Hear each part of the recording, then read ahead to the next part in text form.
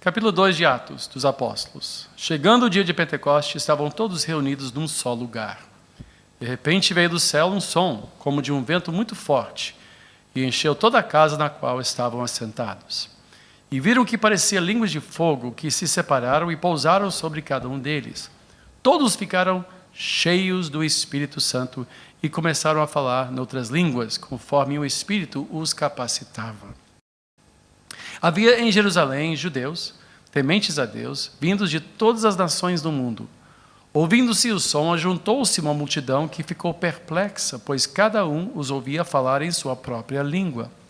Atônitos e maravilhados, eles perguntavam: acaso não são galileus todos esses homens que estão falando? Então como os ouvimos, cada um de nós, em nossa própria língua materna?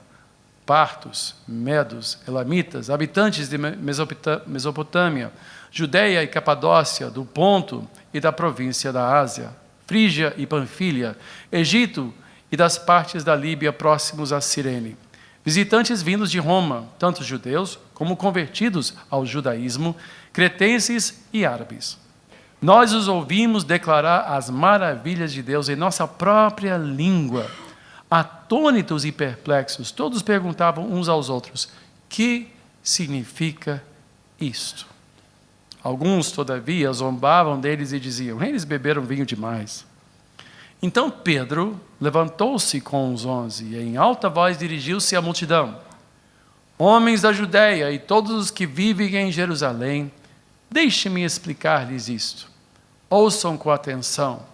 Estes homens não estão bêbados como vocês supõem. Ainda são 9 horas da manhã. Ao contrário, isto é o que foi predito pelo profeta Joel. Nos últimos dias, diz Deus, derramarei do meu espírito sobre todos os povos. Os seus filhos e suas filhas profetizarão. Os jovens terão visões, os velhos terão sonhos. Sobre os meus servos e as minhas servas derramarei do meu espírito naqueles dias, e eles profetizarão. Mostrarei maravilhas em cima no céu e sinais embaixo na terra: sangue, fogo e nuvens de fumaça. O sol se tornará em trevas e a lua em sangue, antes que venha o grande e glorioso dia do Senhor, e todo aquele que invocar o nome do Senhor será salvo. Israelitas, ouçam essas palavras.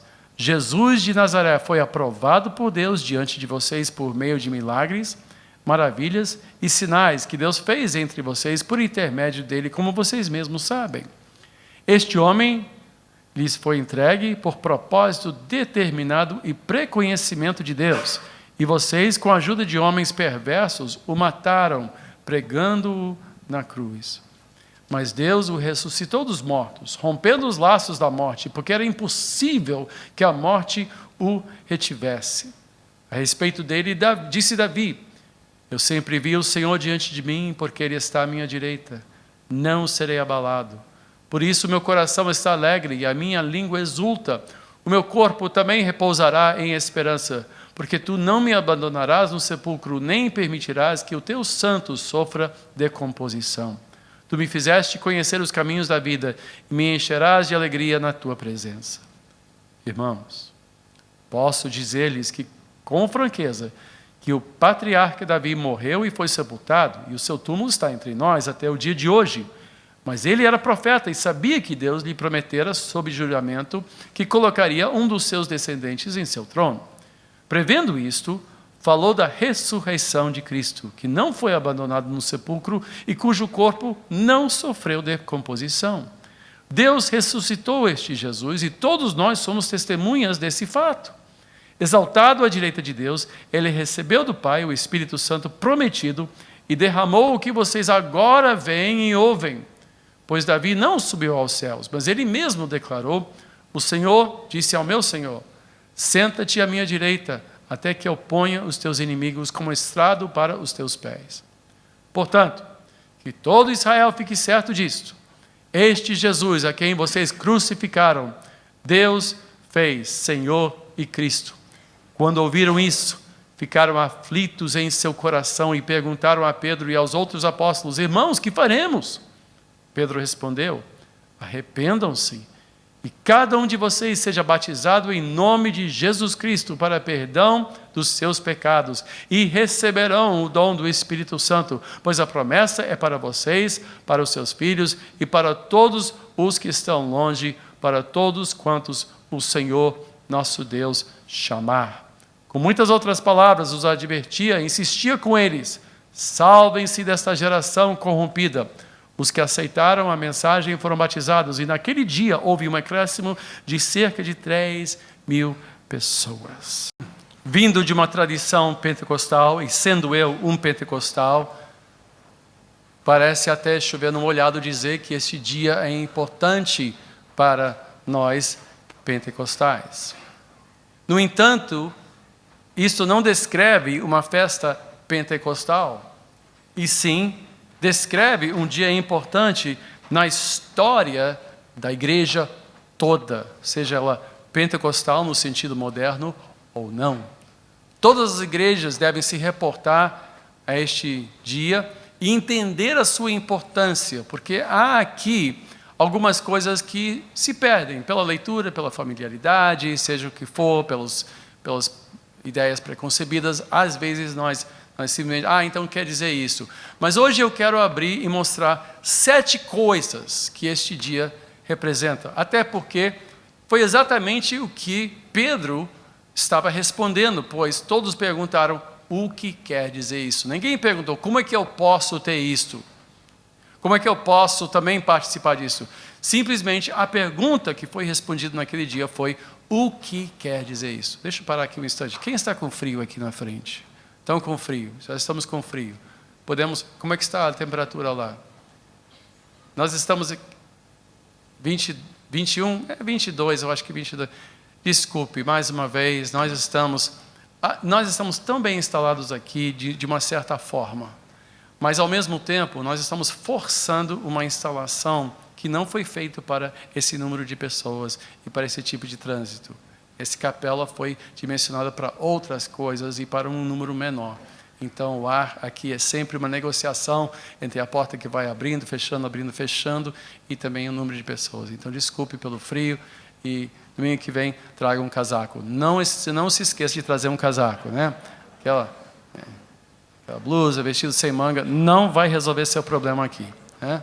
Então, e se você chega atrasado, é provável que você vai ter que vir aqui sentar na frente mesmo, então, porque quem já está assim mais acostumado já sabe que sentar lá atrás é um pouquinho mais confortável. Mas, porque se a gente deixar muito confortável aqui na frente, o pessoal lá atrás vai derreter de calor.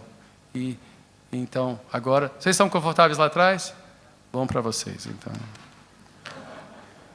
Aqui a gente está um pouquinho de frio. Voltemos então ao assunto do dia.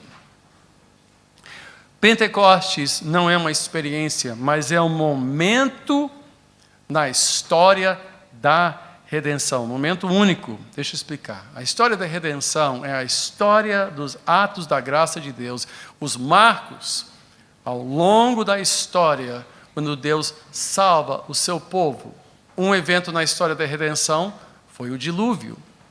O dilúvio, quando Deus julgou o mundo e, através da sua aliança com Noé, salvou a humanidade de destruição total.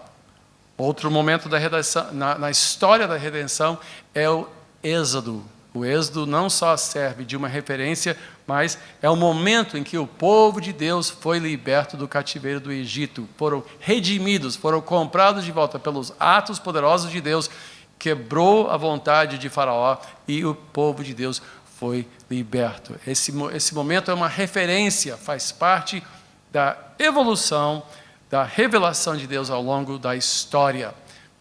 Ninguém tem um êxodo pessoal, né? O êxodo foi um momento da história. Calvário é um momento na história da redenção que não se repete, muito embora haja pessoas que dizem assim: eu tive um calvário pessoal. E a gente mais ou menos entende essa linguagem. Mas Calvário não é um momento que nós voltamos a reviver. Tampouco voltamos a praticar na Santa Ceia. A Santa Ceia é um memorial do Calvário, mas nós não sacrificamos novamente Cristo quando nós servimos a ceia. Isso é algo que um evangélico não crê que seja uma leitura correta da palavra de Deus. Pentecostes também é o momento na história da redenção de Deus. Ou seja, na história redentiva, é um momento histórico que mudou a época. Quando você vê essa linguagem, sol, lua, né? No início do capítulo você vê essa nuvens de fumaça, sangue, fogo, sinais embaixo na terra, né? Maravilhas em cima do céu. Isso é linguagem apocalíptica. Apocalíptica fala de quê? Linguagem apocalíptica, literatura apocalíptica fala de uma mudança de época. Nós pensamos sempre que a história anda em incrementos pequenos passos, mas a verdade é, se você olhar bem a história não anda assim, arrumadinho, uma coisa após a outra. Ao longo da história nós temos visto mudanças cataclísmicas, uma revolução, uma guerra civil, um vulcão que explode, um tsunami, enfim. Esses são momentos que mudam a história de uma nação, mudam a história de um povo. E na Bíblia, essas épocas de mudança, especialmente na história da redenção, na história salvífica de Deus, você vê essa linguagem. Então, quando Pedro fica de pé e explica o que aconteceu, porque vem esse vento, a cidade é sacudida por um vento impetuoso, um vento barulhento, e eles começam a falar em outras línguas, fogo, chamas de fogo aparecem. Isso, embora eles estivessem num recinto fechado, isso atraiu a atenção da cidade. Gente, isso estaria no jornal hoje, isso estaria no Jornal Nacional, isso foi notícia na cidade toda e causou o quê? Uma multidão, trouxe uma multidão para ver o que estava acontecendo. Literalmente, o lugar foi sacudido, Jerusalém foi sacudido. E então o povo diz, o que é isso? O que está acontecendo? E o Pedro fica de pé e usa a linguagem que mostra o fim de uma era e o início de uma nova época na história do povo de Deus. Literalmente, estava nascendo uma nova época, que ele chamou de últimos dias. Quando ele cita o profeta Joel, o profeta Joel, na origem, Joel capítulo 2, fala, naqueles dias. Pedro agora muda um pouquinho a citação, dizendo, nesses últimos dias. E você verá, não só na literatura de Pedro, como também Paulo vai se referir a essa época, a partir de Pentecoste, como os últimos dias. Pessoas me perguntam, bispo, nós estamos vivendo nos últimos dias? Sim, nós estamos vivendo nos últimos dias, desde o dia de Pentecoste. Não sei se são os últimos dos últimos dias. Pessoas perguntam, mas esse é o sinal dos tempos. Não, os tempos são esses. E há 2000 anos nós temos visto o quê? Essa dinâmica dos últimos dias. Por quê? Porque depois desses dias vem o fim. Esse é o último período antes da volta final de Jesus Cristo e a consumação dos tempos e o juízo final.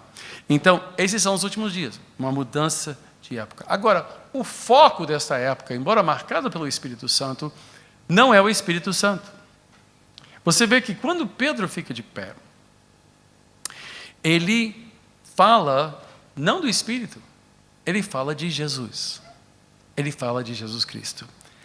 E seria assim, digamos, a sua mensagem de formatura. Por quê? Porque durante 40 dias, Jesus gastou tempo com os discípulos, explicando a eles a sua obra, seu ministério, sua morte e ressurreição, à luz das Escrituras. Nós sabemos que Cristo, ao completar 33 anos de idade, ele foi morto, ele foi sepultado, ressuscitou. E durante 40 dias ele se reuniu e deu um curso intensivo, um seminário intensivo com todos os seus discípulos, mostrando a eles, pelas Escrituras, o que significava, o que significou tudo que eles acabaram de experimentar. Então, quando Pedro fica de pé, nós ouvimos esse pescador fazer uma análise das Escrituras, fazer uma exposição das Escrituras brilhante, mas é porque ele tinha passado 40 dias ouvindo, e eu gostaria de ter sentado, teria feito esse curso, olha, seria um curso fantástico, né? Imagina, 40 dias aos pés de Cristo, ele explicando, não há nenhum relato, além da descrição simples de que foi isso que aconteceu.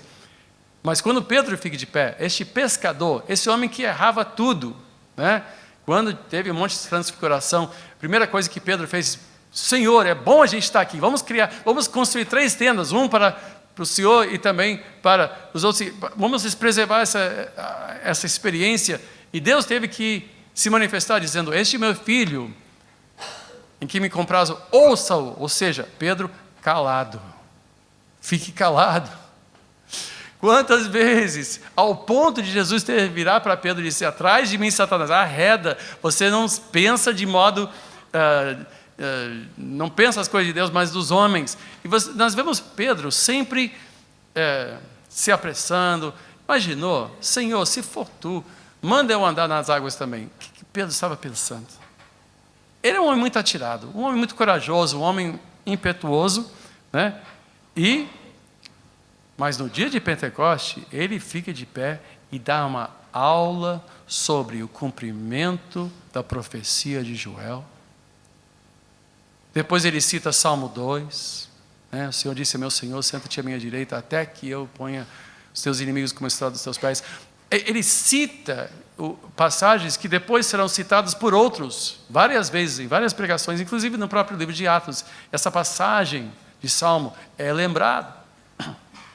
Então, essa sua mensagem de formatura que explica o quê? Que Cristo é o foco deste dia. O assunto nesse dia não é o Espírito, nem tampouco a chegada do Espírito, mas é a obra de Cristo, é o anúncio do Evangelho. Veja só em João 16, versículo 5, eu vou ler de 5 a 15, você pode abrir se assim desejar. João 16, versículos 5 a 15,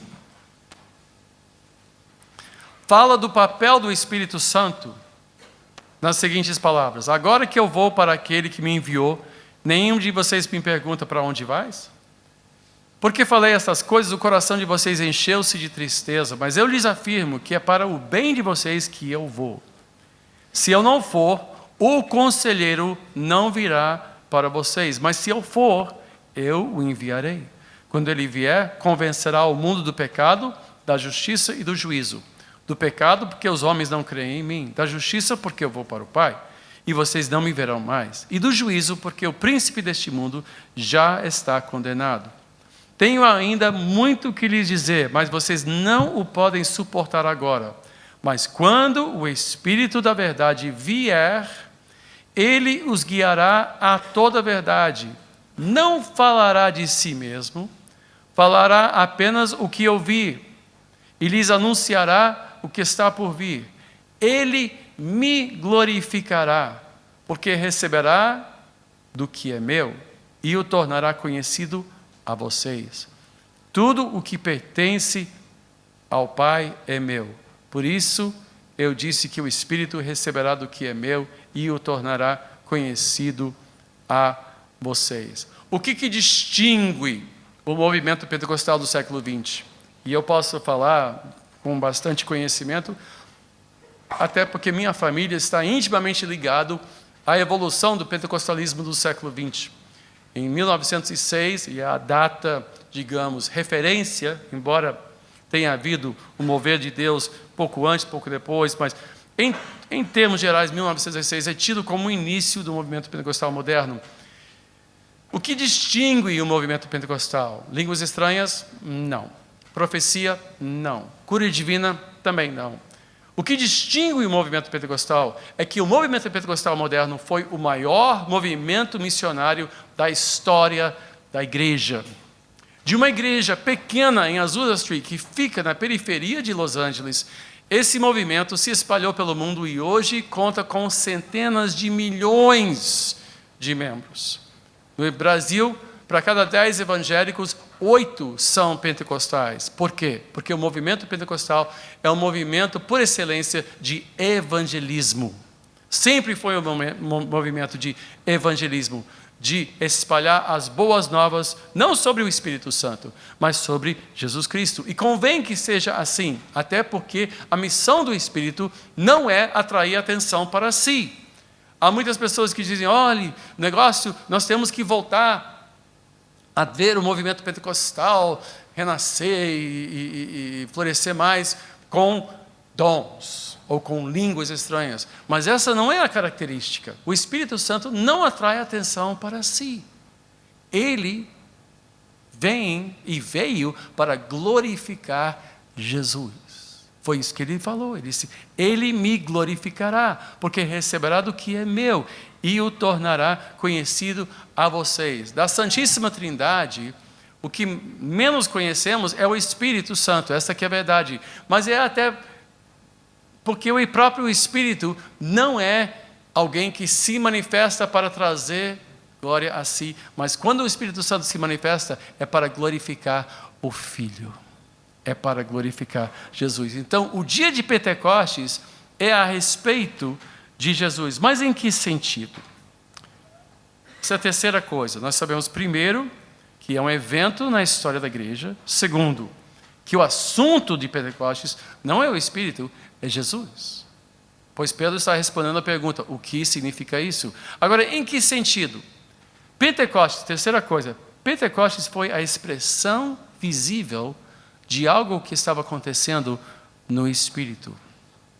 O que aconteceu no Espírito que teve que se expressar desta maneira? Em João capítulo 7, versículo 37, nós vemos algo muito interessante e é uma chave para entendermos o que aconteceu. Embora também Pedro faz referência, vamos voltar à referência de Pedro depois. Mas em João 7, versículo 37, diz: no último e mais importante dia da festa, Jesus levantou-se e disse em alta voz: se alguém tem sede, venha a mim e beba.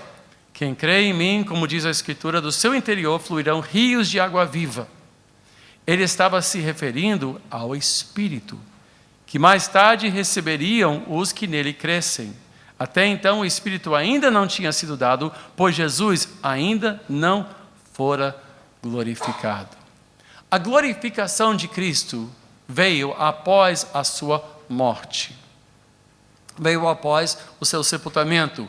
Começou pela sua ressurreição, continuou pela sua ascensão, mas se finaliza quando ele é entronizado ou quando ele é coroado. Agora, Jesus sempre veio como rei, mas ele foi coroado, sua glorificação se finalizou ao sentar à destra do Pai e tomar o seu lugar na glória. E foi isso que Pedro disse: este mesmo Jesus que vocês crucificaram, Deus o fez Cristo e Senhor. Fez dele o Senhor de tudo que há. Pentecostes, portanto, é a manifestação visível da coroação de Jesus Cristo. Foi isso que aconteceu. Quando Cristo voltou ao Pai,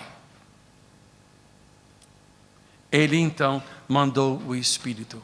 E foi este o anúncio de Pedro. A partir desse dia, Cristo reina soberano sobre todas as coisas. Cristo reina e reina hoje. Agora, a partir desse momento, começou um novo relacionamento entre Deus e o seu povo. Ele começa a descrever coisas interessantes aqui, que nos últimos dias, diz Deus, derramarei do meu Espírito sobre todos os povos, ou sobre toda a carne, sobre os seus filhos e suas filhas profetizarão, os jovens terão visões e os velhos terão sonhos. Essa linguagem fala de quê? Da maneira que pessoas teriam acesso direto a Deus. Pois antigamente, quando alguém tivesse interesse ou necessidade de saber os pensamentos de Deus, de saber a palavra do Senhor, tinha que procurar um profeta. Vez após vez, nós vemos no Antigo Testamento, na história do Antigo Testamento, quando um rei quisesse ir para a batalha, quisesse ir para a guerra, fazia o quê? Chamava o profeta e consultava a Deus, pois os profetas eram tidos como pessoas que conheciam a Deus e que falavam a Deus face a face, ou que ouviam a voz de Deus através de certos modos de manifestação ou de revelação, ou através de sonhos, ou através de visões. E nós temos que entender aqui que não é só jovens que têm visões e não são só velhos que têm sonhos, né? Se você está sonhando, quer dizer que você já passou, né, já está ladeira abaixo, né? Já passou o cabo da boa esperança. Até lá você está tendo visões. Mas o que ele está dizendo é que todos ouvirão a Deus. Todos terão um relacionamento pessoal com Deus. Essas formas de revelação são o que chamamos a linguagem escura, não é? Porque se Deus falasse conosco, só uma pessoa falou com Deus face a face em toda a história da Bíblia. Foi Moisés. Foi o único. Todos os outros ouviam Deus falar de modo indireto. É como olhar para o sol. Todos nós nos beneficiamos com a luz do sol. Quando você sai de casa de manhã, você olha o céu, você diz que está fazendo sol. Mas ninguém olha diretamente para o sol, porque isso danifica a visão. Há pessoas que dizem, eu queria ver Deus face a face. Você seria consumido, fulminado, destruído, olhando para Deus e falando com Ele face a face. Assim como, se quisesse ver o sol diretamente, você danificaria os seus olhos.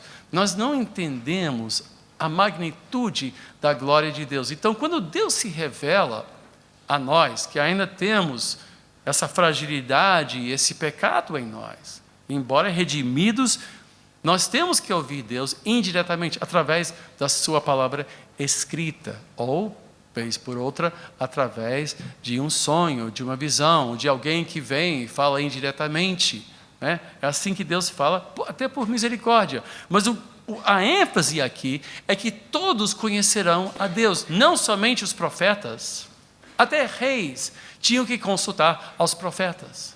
E quando ele diz que todos profetizarão, ele está falando o quê? Ele está falando que todos falarão das maravilhas do Senhor. Profecia não é só, eu vejo que amanhã vai chover, ou daqui a 10 anos vai ter algum problema aqui na nação, ou você vai casar com alguém assim, assado. Isso não é profecia.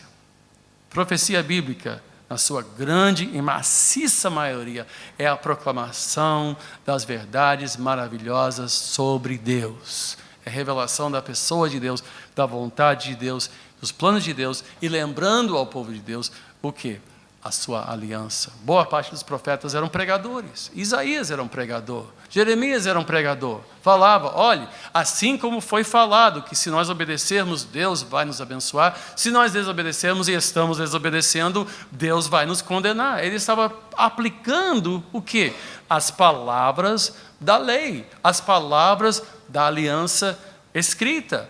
E hoje em dia, quando a palavra de Deus é pregada na unção do Espírito Santo, boa parte disso é profético. Claro que Deus também fala por meio de palavras de conhecimento, palavras de sabedoria. Mas quando falamos de profecia nesse sentido, nós estamos falando sobre pessoas que poderão falar de um relacionamento pessoal com Deus, de um conhecimento pessoal com Deus. Algo que era reservado apenas para pessoas especiais. Agora não. Pelo poder do Espírito Santo, todos nós podemos conhecer a Deus. Todos nós podemos ter um relacionamento pessoal com Deus. Veja em Jeremias 31. Pode abrir. Jeremias 31.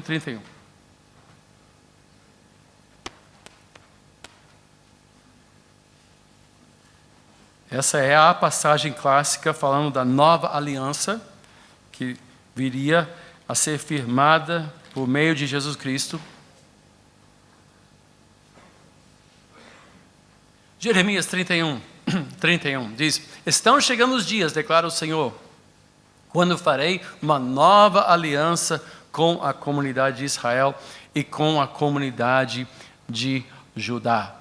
Não será como a aliança que fiz com os seus antepassados, quando os tomei pela mão para tirá-los do Egito, porque quebraram a minha aliança, apesar de eu ser o Senhor deles, diz o Senhor. Esta aliança que farei com a comunidade de Israel, depois daqueles dias, declara o Senhor, porei a minha lei no íntimo deles, e escreverei nos seus corações. Serei o Deus deles, e eles serão o meu povo. Ninguém mais ensinará ao seu próximo, nem a seu irmão, dizendo, conheça ao Senhor, porque todos eles me conhecerão, desde o menor até o maior, diz o Senhor. Isso quer dizer que depois de Pentecostes não precisamos mais de mestres? Não, não é isso que diz. Claro que existem mestres. Efésios 4 fala sobre apóstolos, profetas. evangelistas, pastores e mestres, que são necessários para o quê? Para unir a igreja, para instruir a igreja. Então ainda precisamos de líderes, precisamos de instrução, mas não precisamos de outras pessoas para conhecermos Deus pessoalmente, para ter um relacionamento pessoal com Deus, um encontro real com Deus. Aí que ele qualifica esse conhecimento, diz: ninguém dirá ao seu próximo, ensinará ao seu próximo, nem ao seu irmão, dizendo: conheça o Senhor, porque todos eles me conhecerão. Uma coisa que não aconteceu no Antigo Testamento. Uma coisa que os israelitas não tiveram acesso. Era esse conhecimento pessoal com Deus. Tanto que quando Deus se manifestou no Monte Sinai, o povo de Deus se apavorou, dizendo: vai você, Moisés. Eu não quero. Isso aí é temível demais. Era um horror. A glória de Deus assustava pessoas. Então Moisés foi.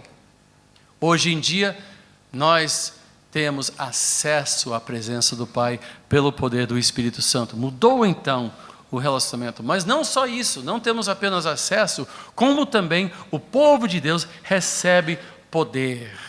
Recebe poder. Pentecostes já era uma festa judaica. Mas celebra o quê? Pentecostes foi a festa judaica que celebrava o recebimento da lei mosaica. Ao redor do Monte Sinai, todo o povo, montando suas tendas, esperava para receber as tábuas da lei. Esse é o dia de Pentecostes. Tradicionalmente, Pentecostes é isso. 50 dias após a Páscoa, então, o povo era instruído a lembrar-se do tempo quando no deserto receberam a lei escrita de Deus. Agora, no dia de Pentecostes, o povo recebeu a lei de Deus, mas de modo diferente. Em Atos capítulo 8, Atos capítulo 1, versículo 8 diz: mas receberão poder quando o Espírito Santo descer sobre vós, e serão minhas testemunhas em Jerusalém, em toda a Judeia e Samaria, até os confins da terra. Que poder é este que o povo de Deus recebeu? Bom, nós podemos ver isso na palavra de Paulo a Timóteo, assim meio às avessas. Em 2 Timóteo 3, tem as seguintes palavras. 2 Timóteo 3, versículos 1 a 5, se quiser abrir.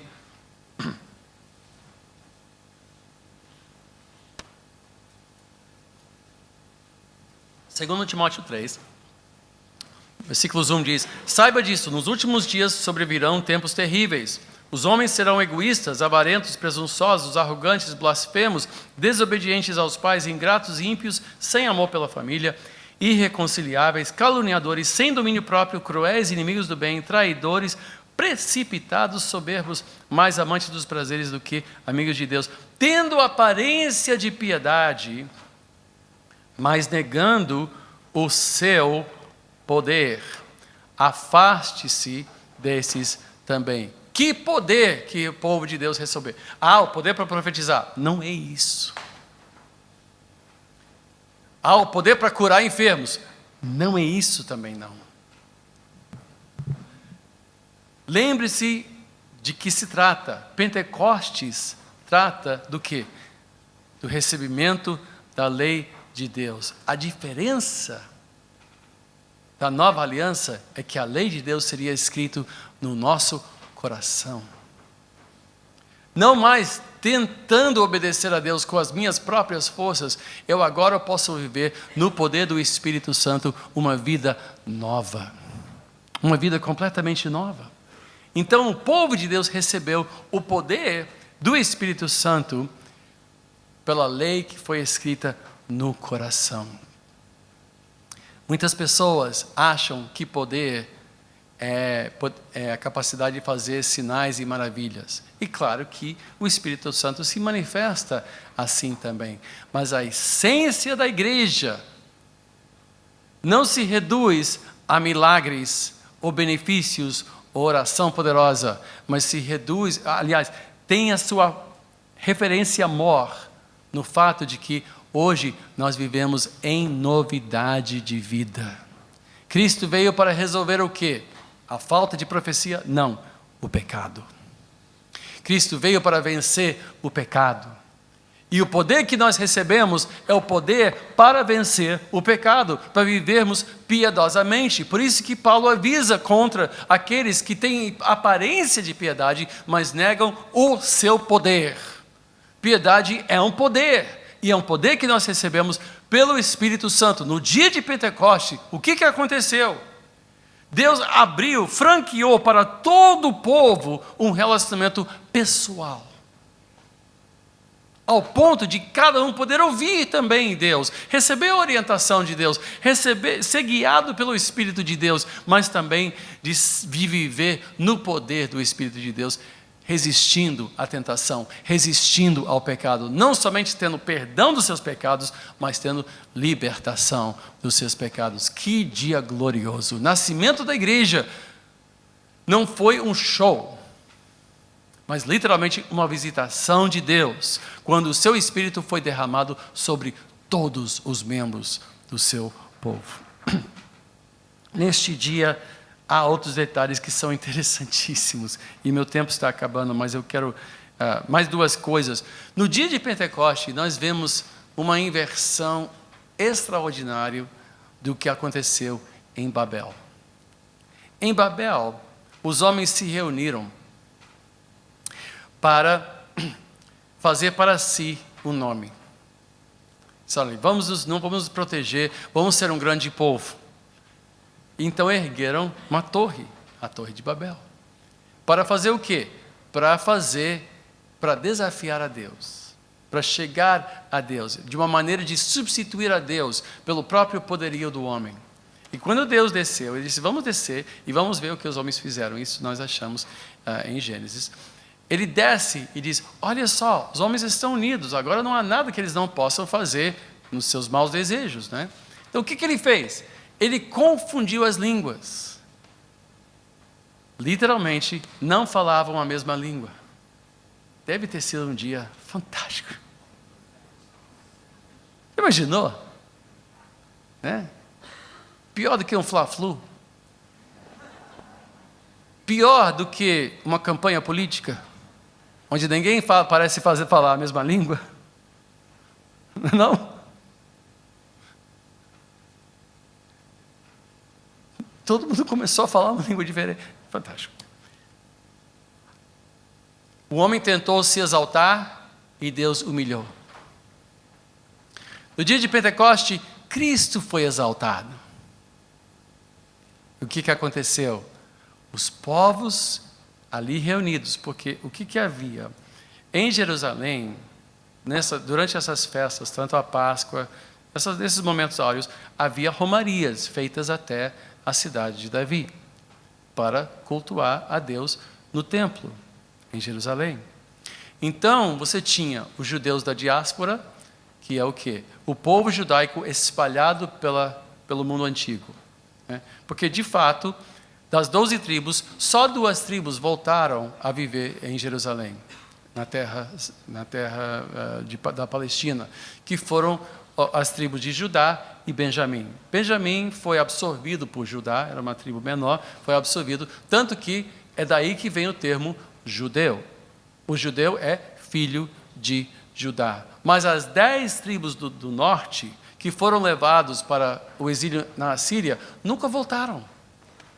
Muitos não se tocam no fato de que, quando falamos dos judeus hoje, estamos falando apenas da 6ª parte da nação judaica.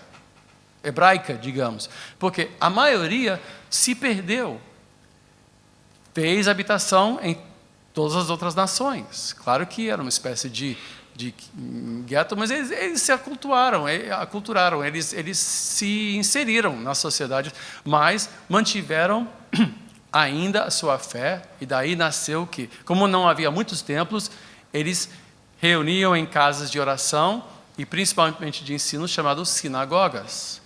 E nessas sinagogas, então, havia aquele culto semanal, né, do sábado, mas para realmente cultuar a Deus, tinham que voltar para Jerusalém para essas festas máximas. Não faziam isso todo ano, mas certamente uma boa parcela fazia isto.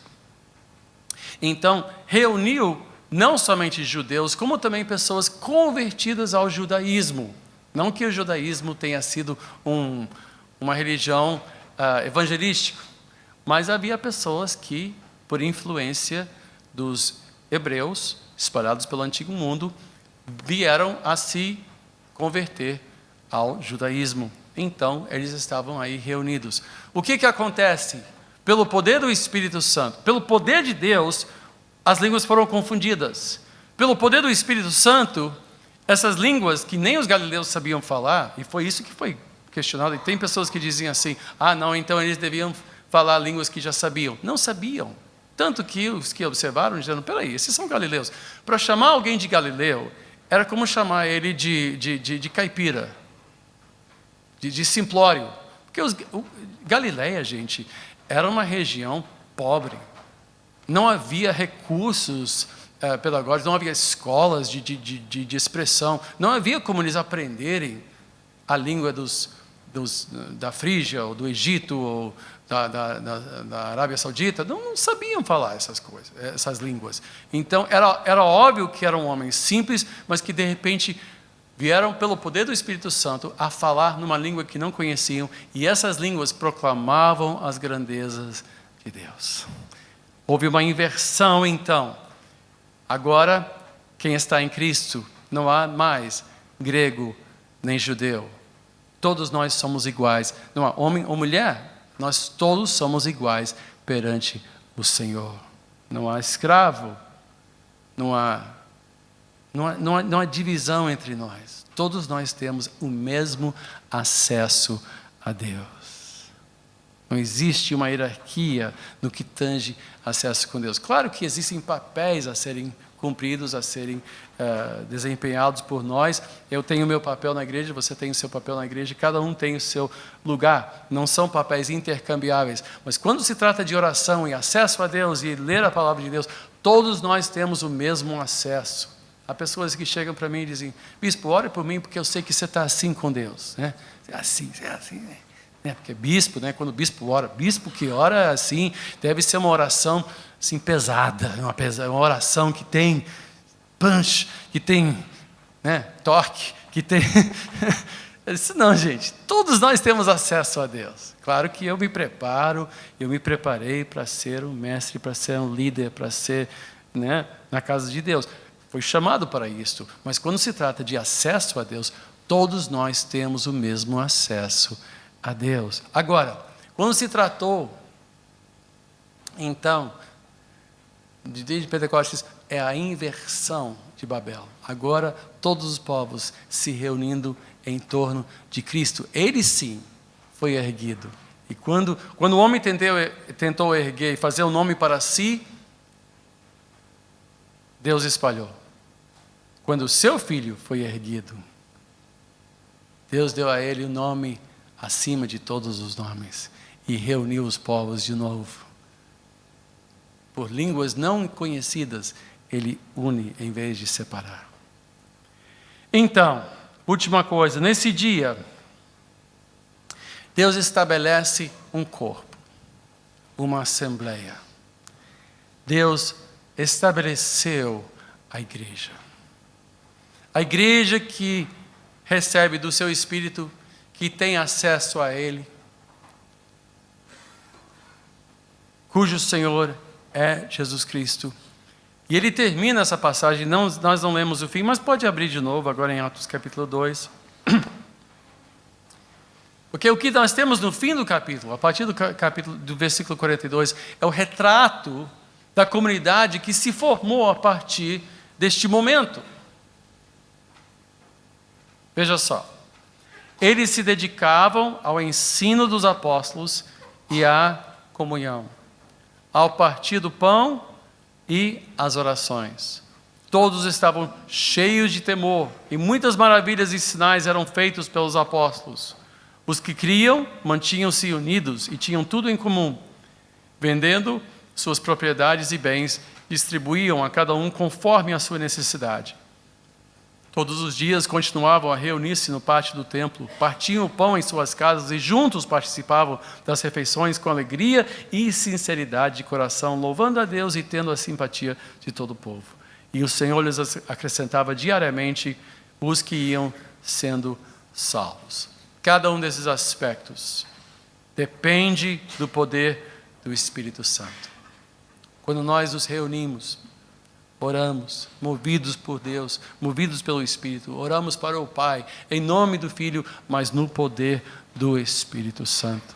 Quando nós falamos de união na igreja, nós sabemos que união não depende só da nossa boa vontade, mas depende de um milagre, porque nós somos tão diferentes uns dos outros, e cada um tem suas necessidades, as suas vaidades, as suas opiniões, e qualquer igreja que consegue sobreviver é um milagre, porque nós não somos fáceis. Eu não sou, você não é, né? Diga para o seu vizinho, você também não é fácil, não é fácil. Nós somos complicados, e o fato de conseguirmos conviver é um milagre, é um milagre. Isso não quer dizer que todos nós vamos torcer pelo mesmo time. Se eu começar a levantar futebol aqui, vai dar briga. Se eu falar de política, vai dar briga. Não é? Mas quando eu falo de Cristo, nosso coração derrete, não é? Fala do meu Senhor. O quê? Você também é dos meus? Quantas vezes eu já estive num lugar onde eu estava totalmente sozinho, não conhecia ninguém, e de repente eu vi alguém lendo uma Bíblia. Era meu irmão, era minha irmã, sentado aí lendo a Bíblia. E de repente, naquela troca de... É de Cristo? É. Há algo que vai além só de uma simpatia. A pessoa diz, vascaíno, diz, tá bom, é mais ou menos. Mas diz, é de Cristo, de repente é meu irmão. Algo acontece onde o Espírito de Deus está, há união, há liberdade, vemos a glória do Senhor e vemos o sorriso de Cristo nos olhos uns dos outros, e aí o povo se une. É a única coisa que nos une, é a única. Então a igreja reúne a esquerda, a direita, os ricos, os pobres, de todas as raças, de todos os times de futebol. A gente consegue superar todas essas coisas que parecem dividir esse país constantemente, mas na igreja somos um. Você é meu irmão, você é minha irmã em Cristo, e conseguimos andar juntos. Isso é o poder do Espírito Santo. No dia de Pentecoste, a igreja foi estabelecida, e nós vemos esse pequeno retrato, um resumo, diz assim, então essa igreja é ideal. Não, é assim que a igreja tem que funcionar, em oração, partindo o pão, a Santa Ceia, tendo comunhão uns com os outros, gastando tempo uns com os outros, seja um churrasco, um futebol, ou seja de joelhos no chão, clamando a Deus e pedindo misericórdia. Nós somos o povo de Deus. Isso aconteceu, isso nasceu no dia de Pentecoste, o dia maravilhoso. Precisamos de um novo Pentecoste? Não precisamos de um novo Pentecoste. Cada pessoa que se muda para o Rio não precisa cavar um novo poço, basta se ligar na rede da SEDAI, que talvez você tenha água. Mas se você se une à igreja, certamente o Espírito Santo vai fluir na sua vida. Certamente o Espírito Santo vai agir em sua vida. Não precisa de um novo Pentecoste. Pentecoste aconteceu. E o Espírito continua a se mover no nosso meio. Agora, que nós temos que nos abrir para o mover do Espírito, isso nós temos. Porque há muita gente que cruza os braços e diz, não, então já desde que tenha a Bíblia não precisa de mais nada. Não, nós precisamos. Tanto que Paulo diz, deixai-vos encher pelo Espírito. Não vos embriague com vinho, no qual há dissolução, mas deixai-vos ser enchidos pelo Espírito Santo. Nós precisamos do mover cada dia do Espírito Santo em nossa vida. Cada vez que eu me ressinto de alguém, ou há um desentendimento, há uma briga, alguma coisa na igreja, nós precisamos do mover do Espírito Santo. Cada vez que eu me afasto das coisas de Deus, eu preciso novamente do mover do Espírito Santo em minha vida.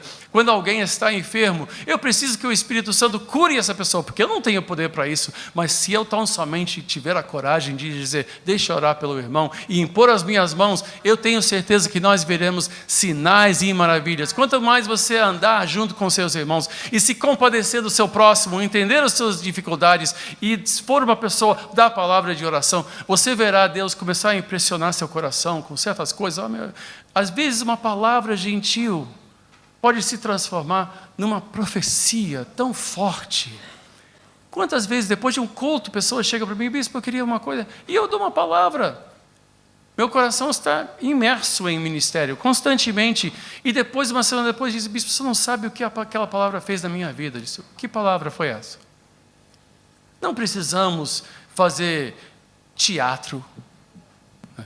O Senhor vos fala. Eu não preciso disso. Não precisa tremer e flutuar ou a coisa assim. O Espírito Santo é como o sangue da igreja. Ele flui entre nós. Há uma normalidade, mas há uma normalidade sobrenatural para a qual nós temos que nos abrir.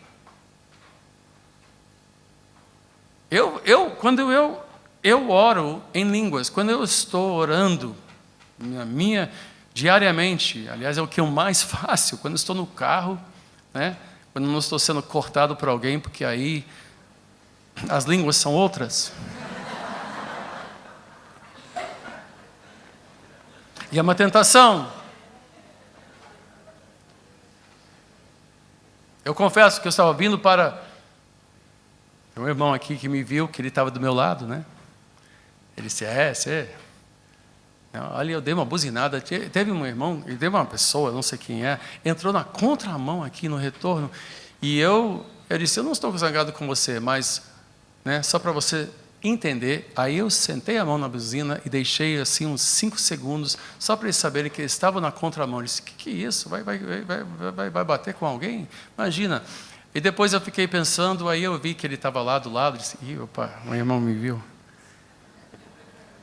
Aí paramos no sinal, abriu a janela e disse: tinha que responder. Ele disse: olhando. É que eu também tenho sangue, né? Eu também sou normal. E tem horas que você tem que dizer: mas xingar não. Isso eu não faço. Mas às vezes fica difícil de orar em línguas quando você está no trânsito. Mas a verdade é que há momentos que eu não sei como orar. Eu tenho orado tanto por essa igreja, pelo momento que nós estamos vivendo, pelas suas vidas. E tem horas que eu chego a um limite e eu digo: Senhor, há mais para pedir, mas eu não sei o que pedir. E aí o Espírito Santo me capacitou a orar, e eu começo a orar numa língua que eu não conheço. E eu sinto um fluir, até que finalmente eu sinto assim aquele fardo se levantar, de que o Espírito fez algo em mim. Mas isso é fruto de quê? De um coração voltado para as coisas de Deus, e para o povo de Deus, e para os planos de Deus, e para o reino de Deus.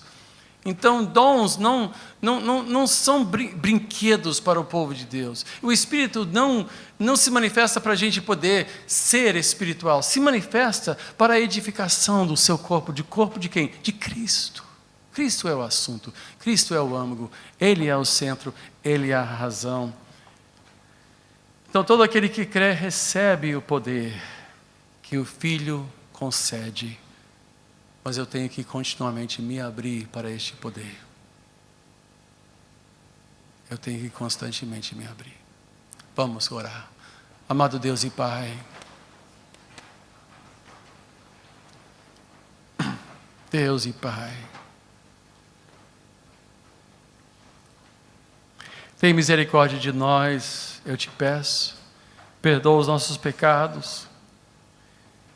Mas enche-nos do Teu Espírito, Senhor. Renova em nós o fluir do Teu Espírito, para que sejamos pessoas piedosas. O poder da piedade seja exercido em nossa vida, para podermos resistir à tentação e vivermos vidas que agradam a Ti, aprovadas por Ti. Sabemos que não podemos ganhar a nossa salvação, mas queremos viver à altura dessa santa vocação, não pelas nossas forças, mas pelo poder do Espírito Santo. Opera em nós, eu te peço. Renova-nos.